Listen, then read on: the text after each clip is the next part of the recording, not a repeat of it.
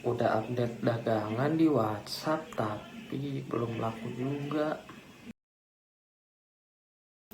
Buat kamu yang dagang di WhatsApp tapi belum laku juga, atau malah nggak ada yang tertarik sama dagangan kamu, mungkin kamu harus sedikit berkaca. Bukan berkaca ya, tapi mungkin ada yang salah dengan tata cara kamu berdagang di WhatsApp. Mau tahu apa aja? Yuk simak video berikut. Aduh, hari ini gerah banget, ya ampun. Biar gak gerah dan muka kamu tetap fresh, aku punya ini nih, Rose Water by SR12. Ini cara pakainya gampang banget. Kamu cukup semprotnya ke muka sebelum tidur ataupun sebelum beraktivitas, jadi muka kamu bisa lebih segar lagi. Oke, nama produknya apa? Nama produknya adalah Rose Water by SR12. Aku sih kalau misalkan untuk skincare, untuk perawatan badan dan perawatan kulit, itu cuman pakai SR12 karena emang udah cocok banget sama aku. Dan ini simple banget, bisa dibawa kemana-mana. Jadi tiap kalian habis beraktivitas tuh ya enak banget kan, disemprot-semprot seger gitu kan. Ya mungkin itu sih, kalau misalkan kalian mau beli itu udah ada di marketplace banyak banget. Nanti tinggal cari aja Rose Water by SR12. Oke lanjut ya, kita ke video berikutnya. Oke lanjut ya. Mungkin masih banyak yang bertanya-tanya, kenapa sih aku ketika dagang di WhatsApp nih ya, kok nggak banyak yang ngechat, nggak banyak yang tertarik, nggak banyak yang bahkan nanya produknya aja nggak ada. Hai, aku Abe dan selamat datang di Customer World. Ada yang bisa? Kami bantu.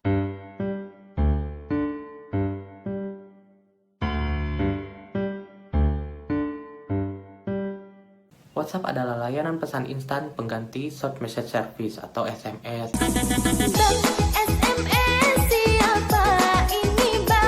Kalau dulu kan kita biasanya pakai SMS ya. Nah, kemudian di tahun 2011-an itu udah muncullah yang namanya WhatsApp Messenger untuk pengganti SMS ini gitu. Nah, fungsinya pun sama untuk mengirim pesan dan mengirim multimedia message service seperti gambar, video, dan suara ataupun file-file lainnya. Nah, WhatsApp Messenger ini sebenarnya sudah ada kan ya sejak tahun 2011, cuman baru banyak dipakai oleh orang-orang itu pada tahun 2018-an. Itu semenjak beralih dari BBM ke WhatsApp. Awalnya pun sama, WhatsApp Messenger belum menyediakan fitur Instastory. Instastory, WhatsApp Story mungkin ya.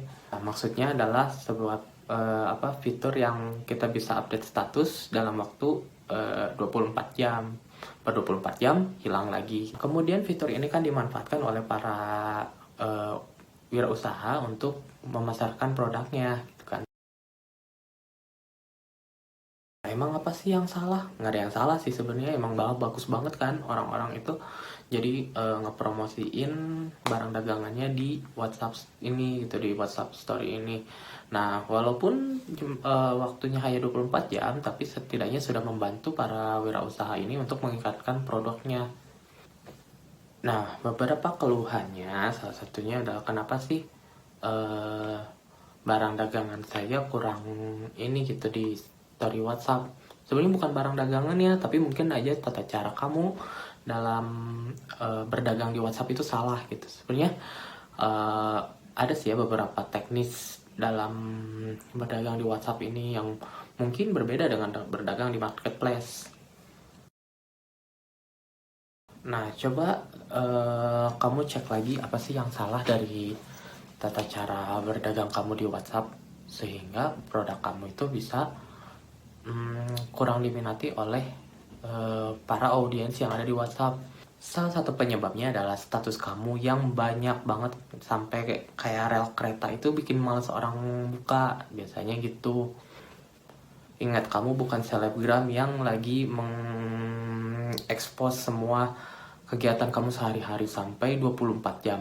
Nah, kalau saran aku, Ini cuma saran sih ya, mau dipraktekin boleh, nggak pun nggak apa-apa. Cuman mungkin salah satu pengaruhnya itu, kalau menurut aku, update status itu cukup kurang dari 10 status per hari. Itu bisa dicampur dengan konten lain, misalkan konten keseharian kamu ataupun konten berdagang kamu. Aduh sayang banget, kan produk aku banyak banget. Kalau cuman di pamerinnya cuman 3, nanti orang tahu gimana tentang produk aku. Nah, oke, nyambung ya. Yang kedua nih, mungkin foto produk kamu itu kurang jelas atau kurang menarik para audiens di WhatsApp kamu. Kualitas gambar kan harus oke, terus foto harus jelas, caption juga harus setidaknya menggambarkan apa sih yang kamu dagangkan. Nah, setelah itu kamu kumpulkan banyak-banyaknya produk kamu, tapi jangan di update di status semuanya, tapi mungkin beberapa lah, mungkin per hari bisa kamu pamerkan dulu atau kamu showkan dulu 3 gitu kan, atau 4 atau 5, maksimal itu 7. Kenapa? Biar orang itu tahu dulu kalau kamu itu lagi dagang gitu. Tapi kalau misalkan kamu update statusnya itu sampai berderet-deret, sampai banyak, sampai kayak kereta api gitu ya, nah itu orang mau mencetnya aja udah keburu, mencet ini gambar loading gitu kan. Terus eh, udah gambar loading terus harus ngecekin itu satu-satu, kan males ya. Terus gimana dengan produk yang lain?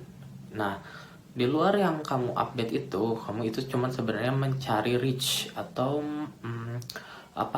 menyebarkan saja kalau, atau menginfokan saja kalau kamu itu emang lagi jualan di WhatsApp. Tapi bagusnya itu kamu punya call to action. Apa tuh call to action? To action adalah dari semua status yang kamu keluarkan itu, kamu update itu, kamu arahkan semuanya ke satu halaman atau ke satu website atau ke satu sosial media, atau misalkan yang bisa ya dipakai itu kayak Instagram kan, itu bisa. Nah, nanti kamu upload semua barang di situ biar orang tuh lihat aja di barang-barangnya di sini, daripada semua di-upload di status WA, nanti orang keburu males gitu kan. Kemudian yang bikin orang ilfeel biasanya adalah kamu berjualan tanpa basa-basi. Nah, kamu tuh langsung nawarin dagangan, nih aku dagang ini, kamu beli cepetan, jangan pakai lama. Nah, orang keburu ilfeel doang gitu, kayak itu mah. Jadi bikinlah konten-konten yang menarik seputar dagangan kamu gitu, biar orang tuh tahu dulu aja. Nggak apa-apa orang belum beli sekarang, tapi kan seenggaknya mereka udah tahu kamu itu dagang, dan siapa tahu suatu hari emang perlu gitu sama dagangan kamu. Kenapa ya kita harus basa-basi dulu, padahal kan kita udah tahu kan ya kita tuh mau dagang gitu. Ya gini aja, orang, kamu ilfil nggak sih misalkan tiba-tiba di kendaraan gitu aja, di kendaraan umum tiba-tiba ada yang nyodorin dagangannya gitu ya, pedagang kaki lima yang tiba-tiba nyodorin makanan atau apa, tiba-tiba kamu harus beli gitu kan. Yang ada juga orang ilfil duluan, males boro-boro mau beli gitu kan.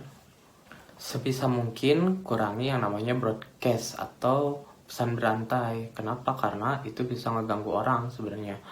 Mungkin di WhatsApp tidak ada fitur unsubscribe seperti email, cuman lama kelamaan kalau orang annoying sama kamu, yang ada orang malah ngeblokir kamu. Bukannya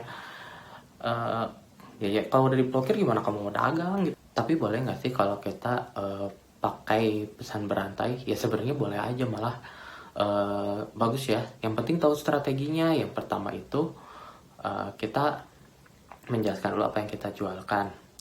Kemudian harganya harus spesifik. Ingat, walaupun kamu pengen tahu interaksi sama customer yang ada di WhatsApp itu, tapi tetap harus dicantumkan harga. Kenapa? Karena orang itu memang mungkin ada yang bisa bertanya dulu tentang harganya, atau mungkin karena nggak ada harganya justru malah di skip.